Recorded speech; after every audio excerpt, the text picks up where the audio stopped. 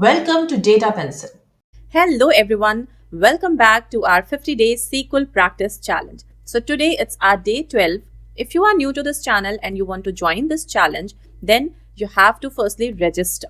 And for the registration, please subscribe this channel so that you will get notified about the latest registration opening dates. Alright, and then after registration, you can proceed with day 1, day 2. You have to submit your work via submission form. All the comments are available in the description as well as in the pinned comment.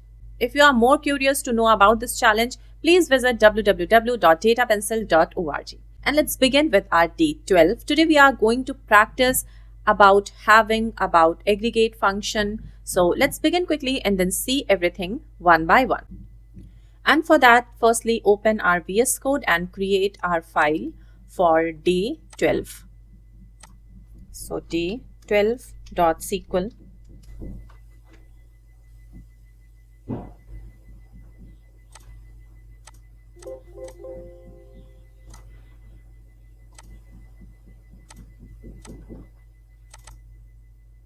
Okay, now let's write here, use 50 days SQL challenge.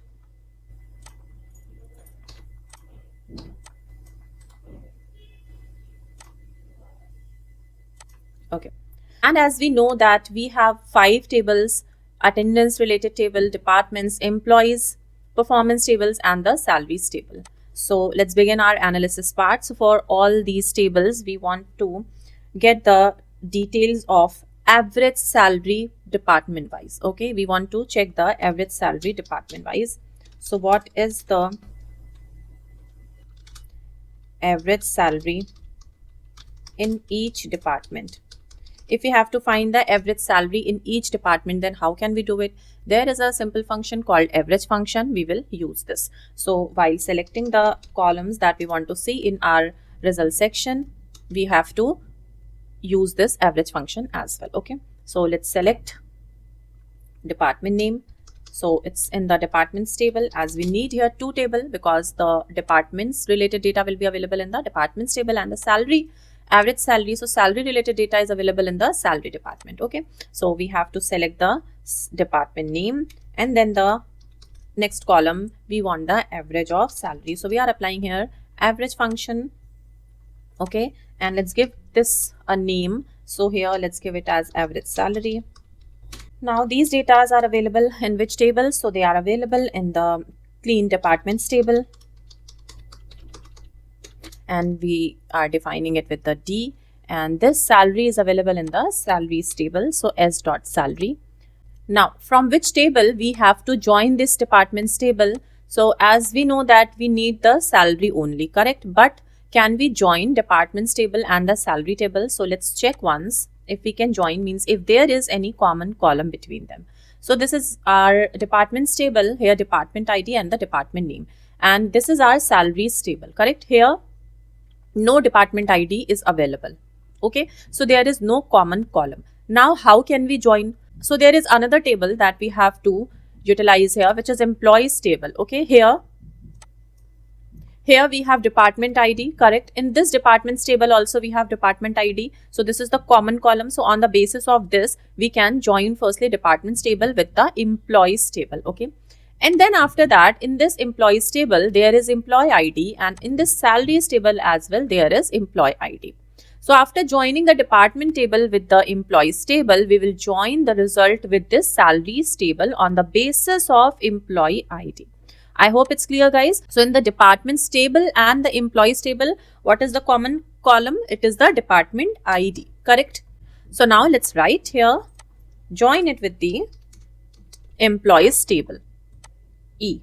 So here we will write on the basis of where employees table department ID is equal to the D dots department ID, correct? This is the common column. On this base we are joining these 2 tables, and then we have to join this with the salary table as well. So we will write here, join it with the clean salaries table on the basis of E dot employee ID is equal to S dot employee ID, where employee IDs are equal.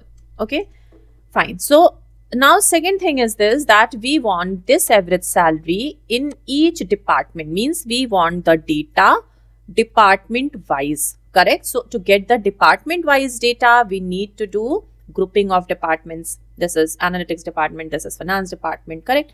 And to do the grouping, we have to use group by. So if we want to fetch the data department wise, student wise, then we will use the group by. So now let's write here group by d dot department name. Okay, now let's run it. S dot salary. Okay, so here I haven't defined the salary. Now it's done. So here you can simply see the average salary of departments. So operations, here the average salary is 74,300 something. In the HR it's 69,000 something. Okay, in the sales it's 71,000, in the R&D 77, and this is like, okay. So this is the way by which we can fetch the data department wise, student wise, course ID wise, course wise, etc. Now let's see our next query, and it is about how many days was each employee present. Okay, basically we want to get the data of their attendance, employees attendance, how many days they are present. So how many days they are present, for that we have to count the attendance ID, because for each day there is a different attendance ID. Let's check the data, and here this is the departments table, correct? See, for different dates, okay, and different employees, there is different employee attendance IDs. Okay, so basically we have to count these attendance IDs for each employees. This time we have to count the attendance IDs, employee IDs wise, employee wise, correct? So how can we do it? Here we firstly have to select the things. What we have to select, it is asking how many days. This thing we will get using the count function on attendance ID column, correct? So we can simply write count column on attendance ID. I'm not gonna write, okay? Now after that we want here employee name as well, okay, or employee ID as well. So let's write here employee ID and employee name. Then after that we have to mention the name of the table. So from which tables we can get this data? So definitely it is from the employees table and then the attendance table. Now on which base we are going to join? So we will join it on the basis of employee IDs, correct? Here employee ID and here employee ID column is common, right? Then after that we want to fetch the data employee wise. So then we will use group by employee ID and employee name. This is it. All right. So just do it on your own and let me know in the comment box if you will face any issue here. It's easy. In the above query, we simply have used the average function. In this query, we simply have used the count function. That's it. Nothing else. Okay. Fine. So now let's see our third query. And this is saying that which employee belong to same department, which employee belong to the same department. Okay, how can we do it? So guys, here different employees have different departments, right? But there are few employees also present, those are sharing the same department IDs, those are sharing the same departments. So to fetch those departments along with their employee name, means here it is written department name, and here it is written in the next column, it is written employee's name. Okay, so here suppose department is finance and employees are Rahul. Okay, who else? Suppose Neha is also working in the same department. Suppose Aman is also working in the same department. So basically we want to fetch such result where there is department name in a column and in another column there are employees name for that respective departments.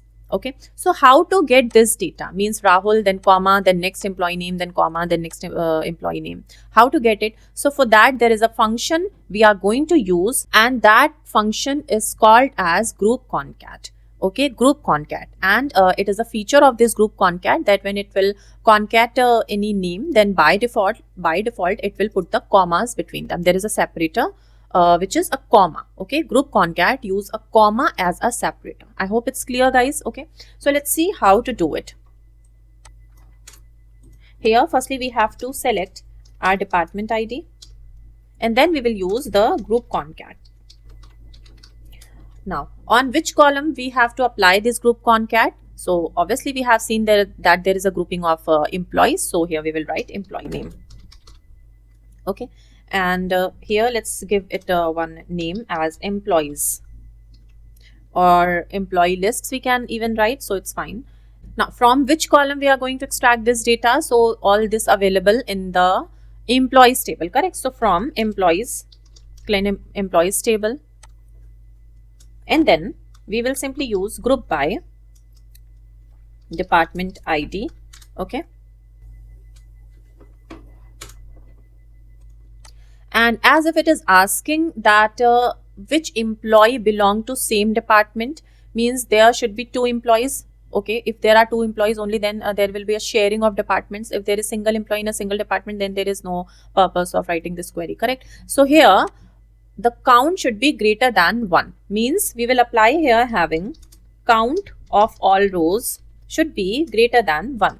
When we set our data, okay, department ID wise, when we set our data department ID wise, then if in this each department the count is greater than 1, only then show it in the result, only then reflect it, otherwise leave that row. Okay, so this is done, guys. Now simply run it and see our result. So you can check here. Okay, in the department 1 there are several employees: Simran Mehta, Neha Verma, Amit Patil, and so on. Same way in this department ID 5, okay, Rahul, Simran, Arjun, and so on. Then in the 6th, Neha, Sachin, so on. And in the 7th department, these were the names. I hope it's clear, guys. Okay, so this is a way by which we can use this group concat. All right, this is a important interview question. It is usually asked in the interviews that what is the purpose of group concat. And now let's begin with our next query, and this is about which employee have more than one salary record. So here, how can you get this data salary record? So basically, salary record means the salary ID. If someone has 4 salary IDs, it means she has or he has 4 salary records. Okay, so basically to get this salary record, we have to count what? We have to count the salary ID. Okay, now simply write here the select and then whatever columns you want. After that, from the tables that we are going to use here, it is not select all. Okay, so the tables will be employees table and the salary table. Okay, and then we have to use join as 2 tables are here. Now in the end we will use the count function. So here we will write having count salary ID is greater than 1. Okay, fine. And before it, we have to arrange this table in a grouping manner. So group by what? Group by employee ID and employee name. I hope it's clear, guys. So it's employee ID, comma, e dot employee name. This is the simple thing that we have to write to achieve this result. So I'm giving it to you. You have to complete this full code and practice this.